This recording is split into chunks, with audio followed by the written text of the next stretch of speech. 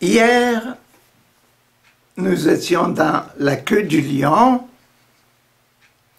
Nous avons vu la première partie de la queue. Le baptême, la réconciliation, la confirmation. Et la confirmation se terminait par le soldat qui se tenait devant Jésus. Quand il a vu que Jésus donnait son dernier soupir par un grand cri, confirmant, c'est vraiment le Fils de Dieu. C'est vraiment le Messie, le Fils de Dieu. C'est là qu'on était hier. Le troisième sacrement, le sacrement de la confirmation. Aujourd'hui, l'Eucharistie, l'extrême-onction et l'ordre. L'Eucharistie, Jésus parmi nous, parmi nous, parmi nous, où est-ce qu'il est? L'extrême-onction, qu'est-ce que la présence de Jésus peut faire parmi nous?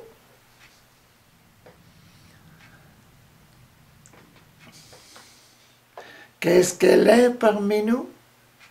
Si Jésus vient nous visiter quand on va apporter le sacrement de l'extrême-onction à un malade, si Jésus entre dans le cœur du malade, la transformation, ce qui arrive, et le sacrement de l'ordre, ceux qui ont le cœur pur doivent travailler, doivent se mettre en œuvre.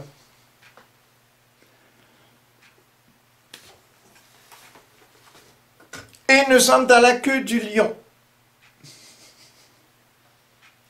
La queue de notre lion.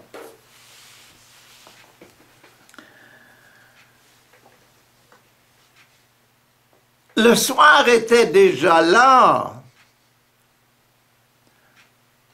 Le soldat avait dit, c'est vraiment le Fils de Dieu.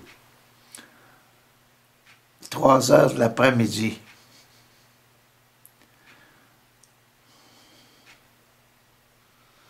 Le soir était déjà là, et comme c'était le jour de la préparation, c'est-à-dire le jour avant le sabbat, avant la Pâque, Joseph de la ville d'Arimathée arriva.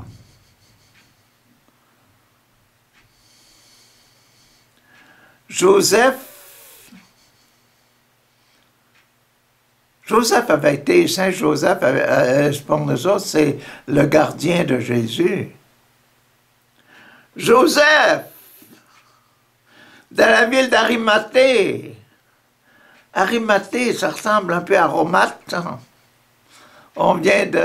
Jésus vient de mourir, on aura besoin d'aromates pour l'embaumer.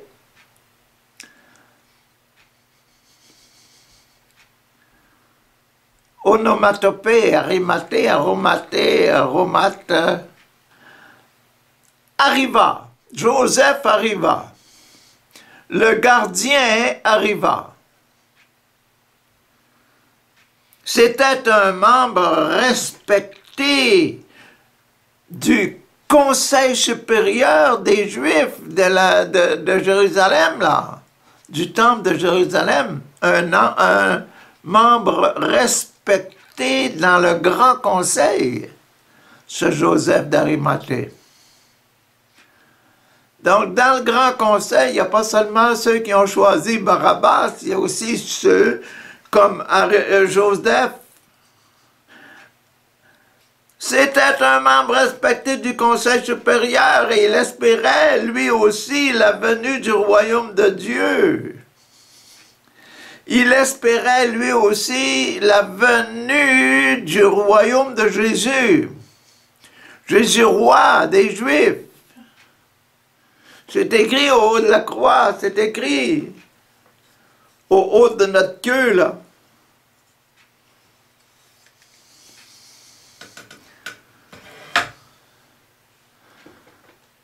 Roi des Juifs.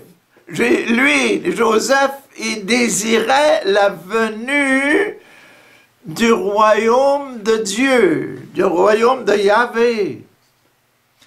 Il disait, ce que Jésus enseigne, c'est exact. Un membre du grand conseil. Marc, il ne dit pas des choses inutilement. Et il espérait lui aussi la venue du royaume de Dieu. Courageusement, il alla chez Pilate et lui demandant le corps de Jésus. Un membre, même si c'est le membre du grand conseil du temple de Jérusalem, hein, on ne va pas voir le roi Pilate, là, sans invitation ou bien sans cédule de visite. Courageusement, Joseph décide, je vais y aller. Joseph d'Arimathée, c'est le gardien, comme Saint Joseph était gardien de Jésus avec Marie, là. Lui, il est le gardien. De cette expérience-là de Joseph d'Arimathée, dans notre, comment qu'on pourrait dire ça, dans nos traditions,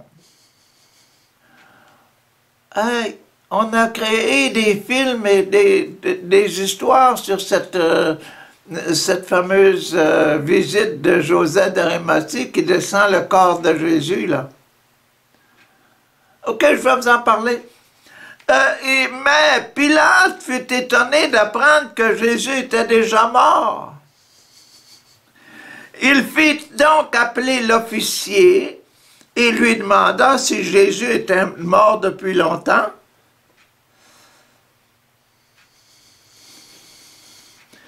L'officier, celui qui avait dit « Ah, celui-là, c'est le Fils de Dieu, c'est vraiment le Messie. »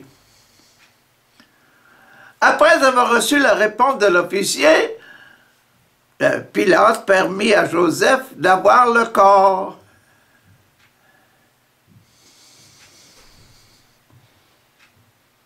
Joseph acheta un drap de lin. Il descendit le corps de la croix. Il n'était pas tout seul, là. Joseph, un grand type comme ça, chef de conseil, grand, même important dans le grand conseil du temple de Jérusalem. Ah. Il y avait du monde avec lui. Il enveloppa, il descendit le corps de la croix, il l'enveloppa dans le drap et le déposa dans un tombeau qui avait été creusé dans le roc. Puis, il roula une grosse pierre pour fermer l'entrée du tombeau.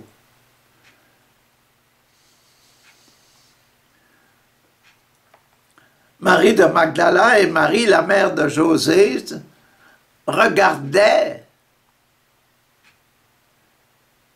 où on le mettait,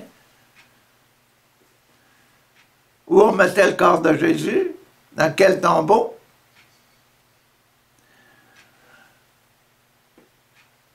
Je vous disais que notre tradition, là, c'est même dans des films aujourd'hui, puis c'est même dans des histoires, des romances, toutes sortes de choses qui sont sur la fameuse coupe.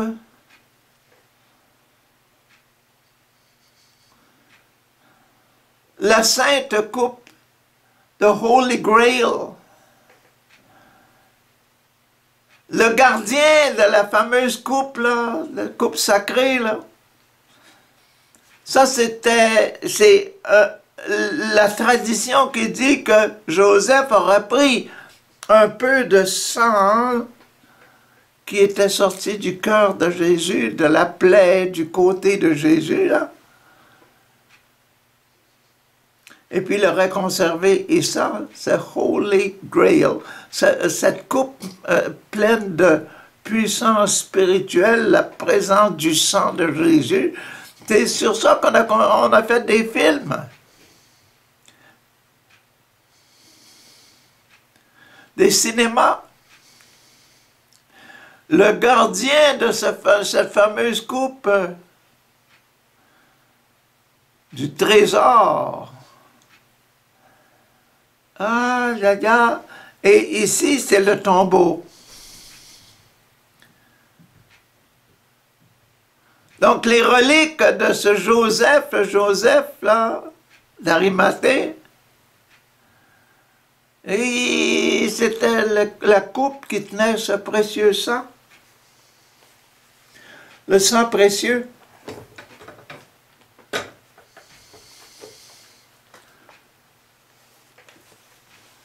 C'est ça. Et ça a duré des années et des années où on parle encore, on regarde encore ce film-là. Des fameux gardiens du trésor sacré. Il y a aussi l'histoire de l'épée de Damoclès et l'épée précieuse, etc. Il y a des films qui sont faits aussi là-dessus, sur l'épée qui fait penser à l'épée qui transperçait, annoncée par Saint-Luc, là, un glaive, Siméon, qui dit à Vierge Marie, un glaive transpercera ton cœur.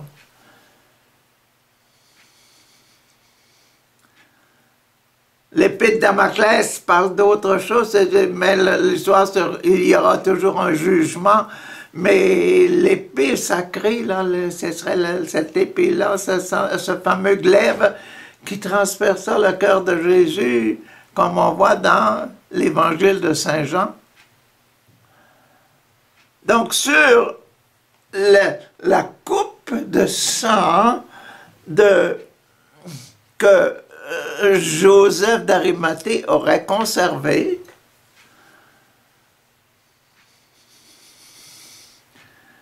et puis l'épée miraculeuse, l'épée, etc., qui faisait le jugement, qui rendait très fort, très puissant, comme le sang de Jésus dans la coupe devenait d'une puissance extraordinaire, mystérieuse. Ça a rapport un peu avec la mise au tombeau.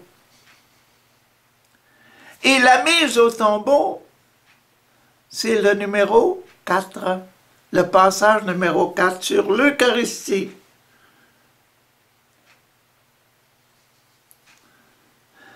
Les gardiens aujourd'hui de la présence, la sainte présence dans nos églises, ce sont les prêtres.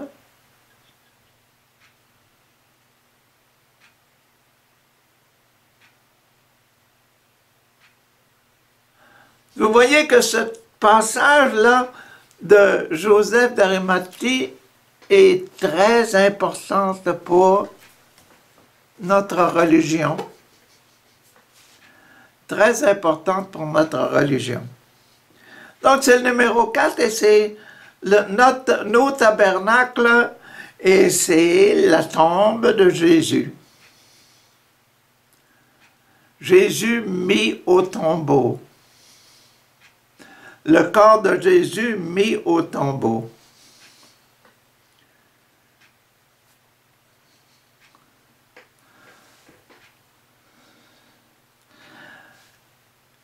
Le sacrement de extrême onction maintenant. Quand le jour du sabbat fut passé, ah, c'était vendredi, ça.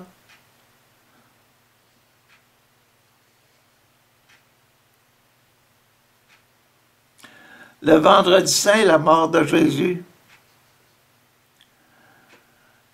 Jésus meurt, passe la nuit dans le tombeau. Samedi, c'était le sabbat, personne ne bougeait de sa maison, restez chez vous. Samedi soir, dimanche matin, quand le jour du sabbat fut passé, Marie de Magdala, Marie, mère de Jacques, et Salomé achetèrent des huiles, des parfums pour aller mettre sur le corps de Jésus. Pour nous autres, c'est dimanche matin. Très tôt dimanche matin, qu'on célèbre le jour de Pâques.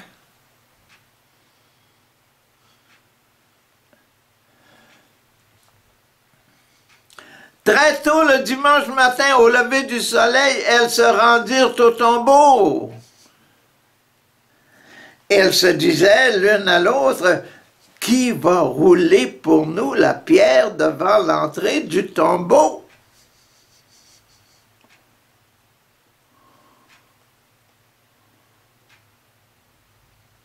Deux femmes qui s'en vont pour rouler une grosse pierre comme ça.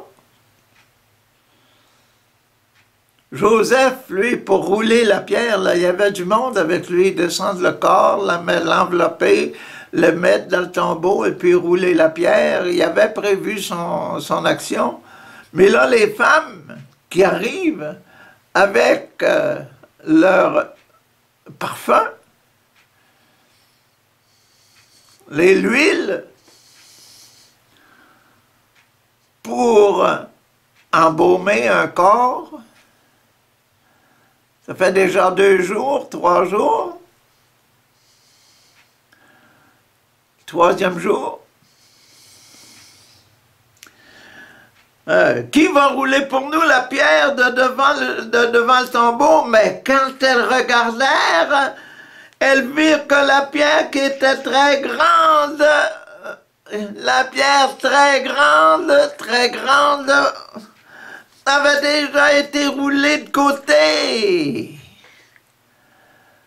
Ah! La porte était ouverte.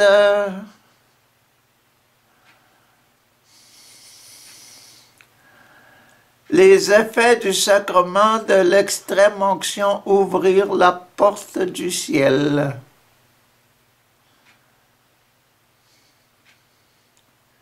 C'est notre partie, nous autres, c'est la queue du lion, ça. C'est ce qui nous reste entre les mains pour notre vie personnelle.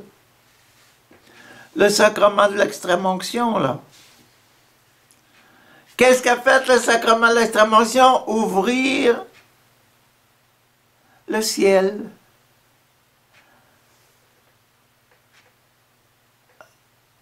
Ah!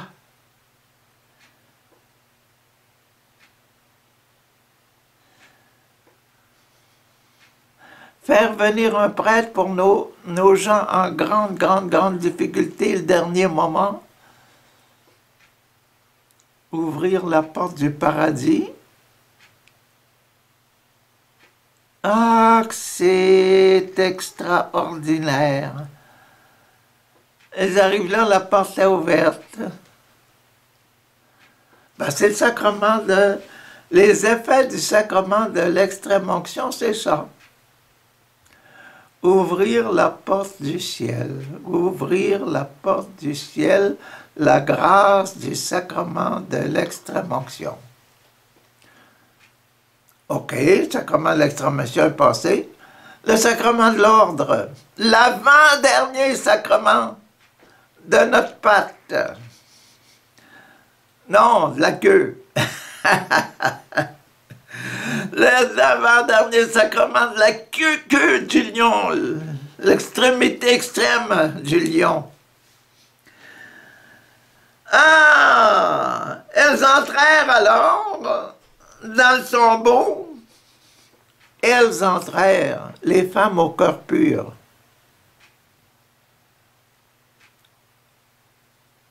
Numéro 6, bienheureux les cœurs purs parce qu'ils verront Dieu. Ah, c'est ça, là, c'est comment de l'ordre, voir Dieu être tenu responsable pour garder le tombeau. Garder le secret de la présence en vie. La nouvelle vie. Merci Seigneur. Les ordonnés, ceux qui ont le cœur pur, gardent la présence de Jésus mort, ressuscité, la présence ressuscitée du Jésus mort. C'est ça que d'être un cœur pur. Garder, maintenir la présence du ressuscité dans nos vies. Maintenir la présence du ressuscité dans nos vies. Elles entrèrent alors dans le tombeau, elles virent là. Oups. Les cœurs purs voient Dieu. Elles virent là un jeune homme assis à droite, il portait une robe blanche. Ils furent effrayés. Elles furent effrayées. Elles virent un jeune homme, un jeune, une jeunesse éternelle, une jeunesse, ouvrir le ciel et puis vous entrez dans une jeunesse éternelle. On se marie plus, on est jeune éternellement.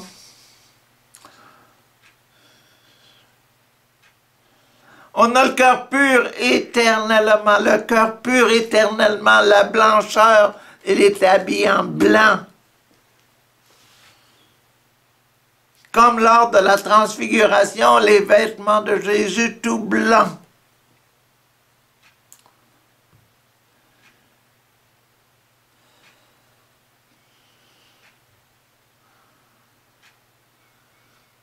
Merci Seigneur de nous faire comprendre ça, nous faire assimiler pour nous faire désirer les sacrements, le sacrement de l'extrême-onction.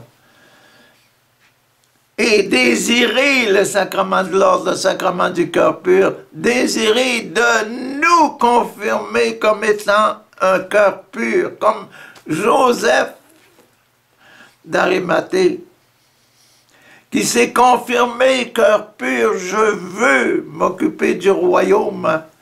Il est allé demander le corps de Jésus, ils l'ont mis dans le tombeau. Maintenant, oh là là, le dimanche matin,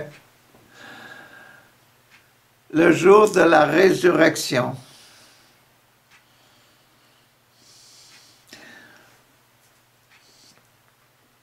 Un jeune homme assis à droite, il portait une robe blanche. Elles furent effrayées. Mais l'ange leur dit, ne soyez pas effrayés, vous cherchez Jésus de Nazareth, celui qu'on a cloué sur la croix, il est revenu à la vie.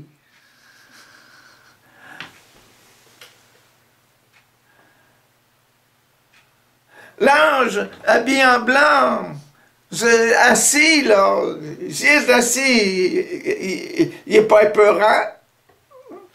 Et il vous regarde là avec un beau sourire, dit, vous cherchez Jésus de Nazareth, celui qui a été cloué à la croix, il n'est pas ici. Il est revenu à la vie. Il est revenu à la vie, il est revenu à la vie, il est vivant.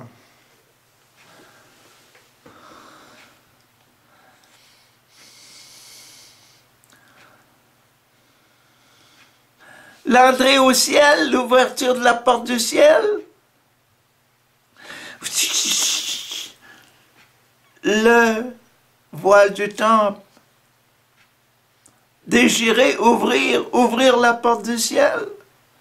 Ouvrir la porte du tombeau, on pense de l'avoir mis en sécurité. Ouvrez la porte du tombeau, recevez l'Eucharistie, et vous allez recevoir la blancheur de vos vêtements. Oui, la purification de vos cœurs. Parce que Jésus, en entrant en vous, va chasser toute la nuit, chasser tout ce qui est mauvais hors de ce temple-là. Et puis il va nous redonner la blancheur, la luminosité de notre vie spirituelle. La lumière de notre vie spirituelle. Le jeune homme assis, habillé tout blanc, tout pur. La résurrection a rassemblé les cœurs purs.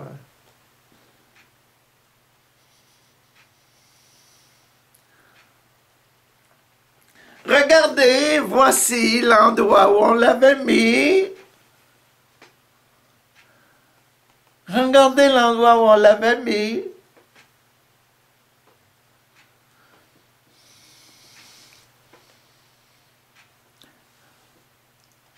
Allez maintenant et dites à ses disciples, y compris Pierre.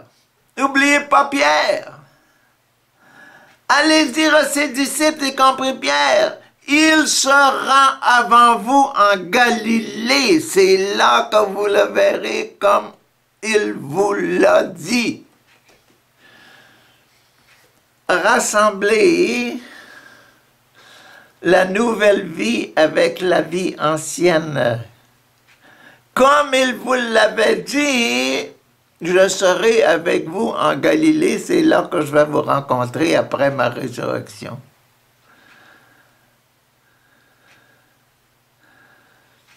Cet homme-là, ce nouveau venu, il connaît.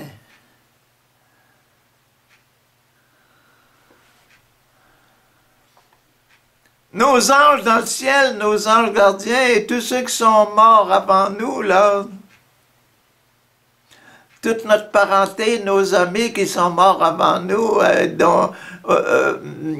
avec lesquels nous prions,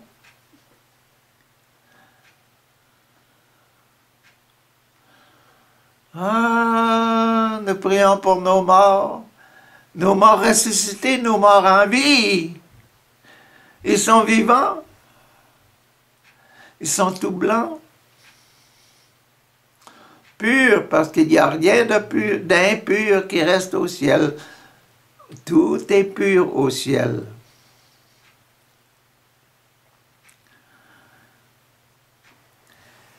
Il se rend avant vous en Galilée, c'est là que vous le verrez, comme il l'avait dit.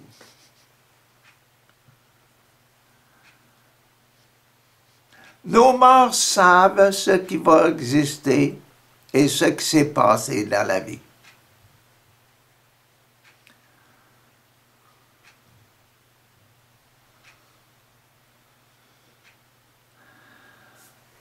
Nos gens purifiés, revêtus de blanc,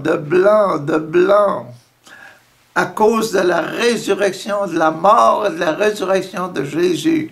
C'est la mort de Jésus et la résurrection de Jésus qui ont provoqué les vêtements blancs de cette personne-là, qui représente le ciel, les habitants du ciel,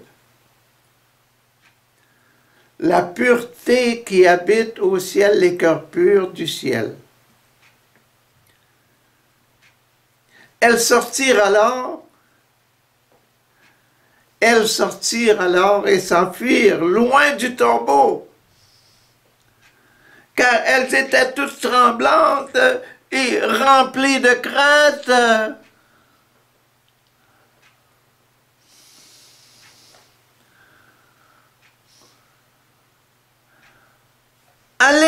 allez dire à terre, surtout Pierre, hein, allez dire à Saint-Pierre, dire que Jésus va les rencontrer en Galilée. Il vous l'avait dit, ça va se passer. Les femmes toutes tremblantes. Elles s'enfuirent loin du tombeau car elles étaient toutes tremblantes et remplies de crainte. Et elles ne dirent rien à personne.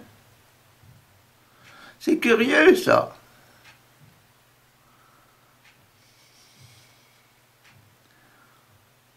Elles ne dirent rien à personne parce qu'elles avaient peur. Probablement qu'elles ne dirent rien à personne si la personne qui est là, c'est les personnes sur la route quand ils allèrent, parce que l'ange leur a dit, allez dire à ses disciples et à Saint-Pierre.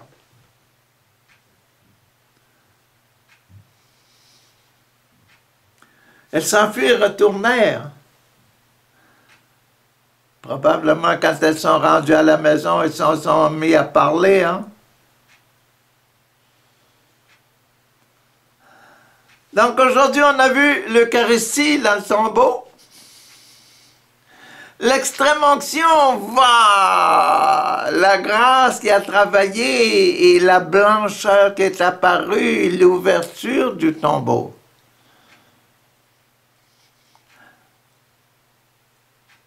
L'ordre.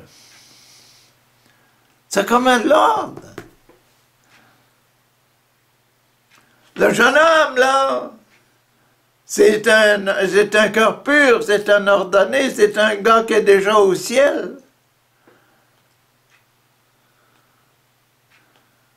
C'est quoi d'être choisi par Dieu? Si Dieu nous choisit, il nous choisit pour être pur. Il nous choisit pour avoir cette blancheur de notre cœur, là. Quand Jésus rentre en nous, à cause de l'Eucharistie, à cause de la mort et de la résurrection, tout est transformé, tout est purifié.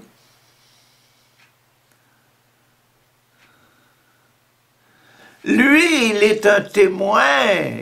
Tous les anges et tous les saints du ciel sont des témoins. Ce sont déjà des gens toujours en route, toujours vivants et toujours priants. C'est pour ça qu'on peut leur demander de prier avec nous. Vous voulez vous endormir et dormir rapidement? Priez les saints.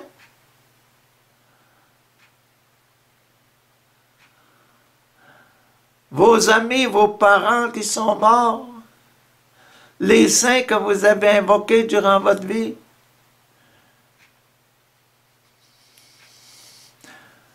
Surtout Saint Joseph, le gardien de Jésus, gardien de la pureté. Priez ces gens-là et vous allez vous apercevoir que le sommeil, l'ouverture vers l'inconnu, sommeil, vous tombez endormi, vous tombez dans inconscient de ce qui se passe alentour de vous. C'est un moment de ciel que le sommeil. Et si vous dormez avec des beaux rêves de ciel, des présences de saints du ciel et d'amis d'enfance et de gardiens de votre vie, et de travailleurs avec lesquels vous avez œuvré toute votre vie pour le bien du monde. Waouh! Ce sont des moments de ciel.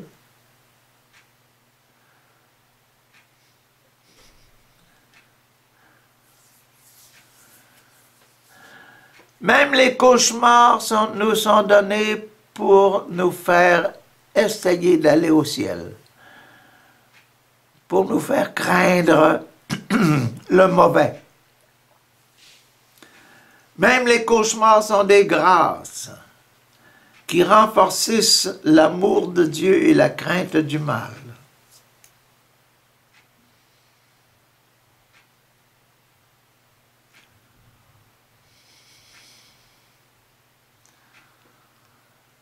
Donc aujourd'hui, on a vu le sacrement de l'Eucharistie, de l'extrême-onction et de l'ordre.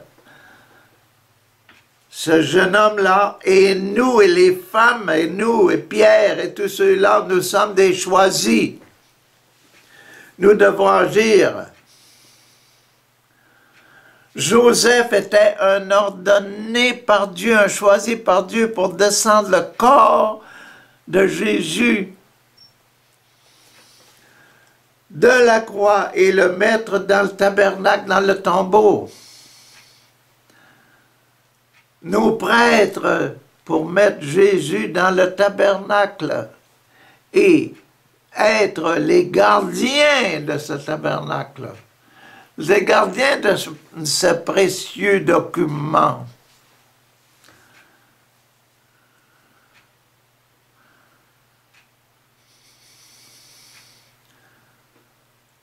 La belle coupe dont on parle dans des films, les films avec l'épée invincible.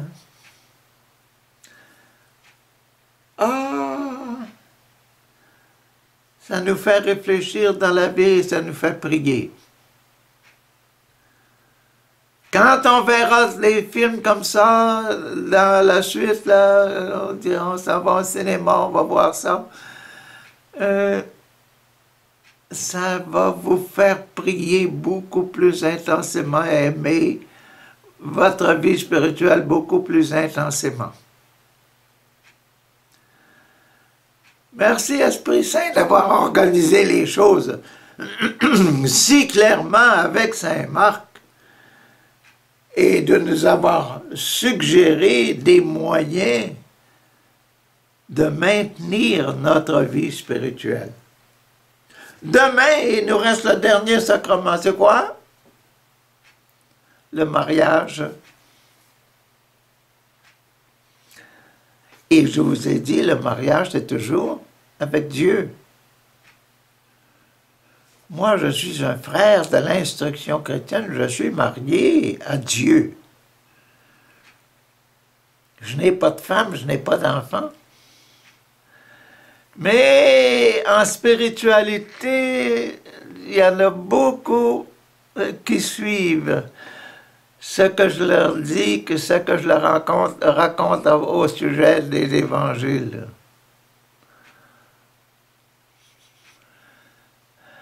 Beaucoup qui enrichissent leur cœur de grâce, la grâce de Dieu. Merci mon Dieu. Demain, le mariage.